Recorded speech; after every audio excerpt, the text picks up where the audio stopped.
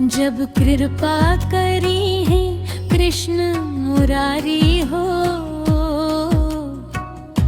तब मड़ई से अटरिया हो जाई हो।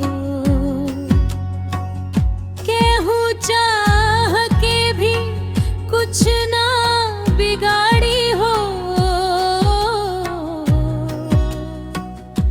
मड़ई से अटरिया हो जाई हो।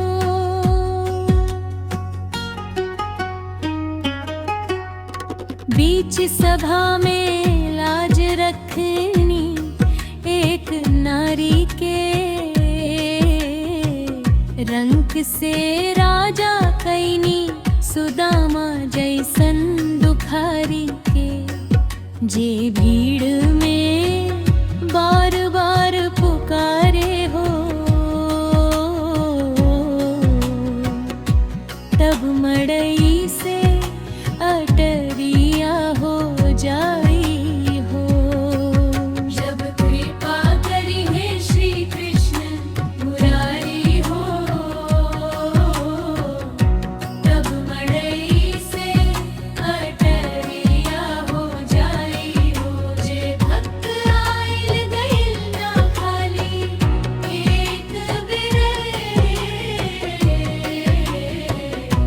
रौरा भी जाके अजमाली हो।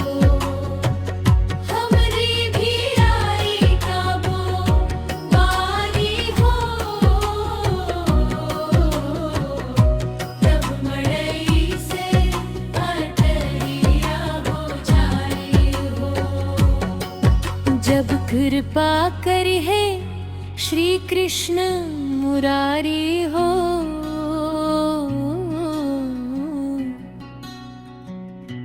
तब मड़ई से अटरिया हो जाई